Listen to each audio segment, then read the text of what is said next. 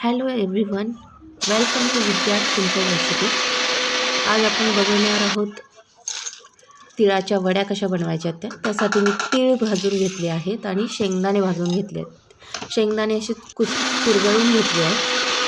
शेंगदाण्याचा असा बारीक कुट्टा करून घ्यायचा आहे. छान बारीक कुट्टा करून घ्यायचा आहे. बघा असा विलायची वगैरे मी कुटली आहे. तुम्हाला जशी चवीनुसार विलायची पाहिजे नाही त्यानुसार तुम्ही कुटून घ्यायची.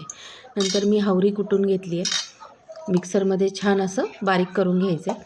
नंतर दोघांना मिक्स करायचं आहे आपल्याला. बघा मी 4 वाटी तिळाचा कुट्टा घेतला आहे.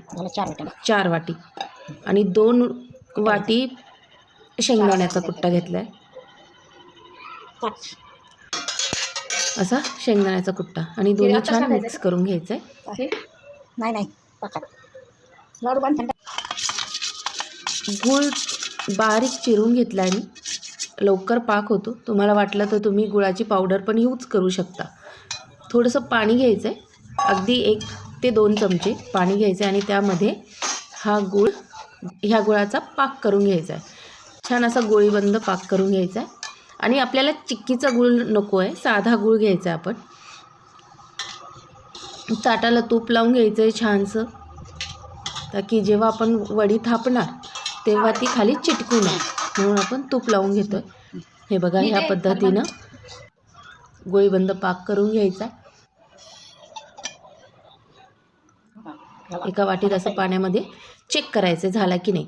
त्या पाकामध्ये मी आता विलायची टाकली आहे. नंतरच शेवट टाकायची विलायची, म्हणजे त्याचा वास राहतो. आणि आपल्याला मिक्स केलेलं आपण तीळ आणि शेंगदाण्याचं कुट्ट्याचं मिश्रण ह्यामध्ये टाकलं आहे आणि छान अशा वड्या थापून घ्यायच्या मिक्स करून. आपण जे खोबरं किसून घेतलं होतं ते पण त्यावरती टाकायचं आणि ह्याच्या छान अशा वड्या पाडून घ्यायच्या. तुमच्या साईजनुसार त्या वड्या पाडू शकता. लहान मोठ्या कट करू शकता. कटरनं असं कट करायचं आहे. बघा खूप छान कलर आला आहे, मस्त कलर आला आहे, मस्त वड्या झाल्यात आपल्या. रेसिपी तुम्हाला आवडली असेल, माझा व्हिडिओ आवडला असेल तर नक्की लाईक आणि शेअर करा आणि सबस्क्राईब करा माझ्या चॅनलला जास्तीत जास्त. हे बघा ही वडी तोडून पण दाखवेल तुम्हाला लास्टला कशी बनली. खूप छान आणि खुसखुशीत वड्या बनतात. ह्याच प्रमाणानं करा.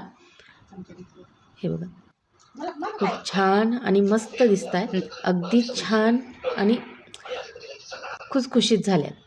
हे बघा अजिबात भुगा झालेला नाही. थँक्यू.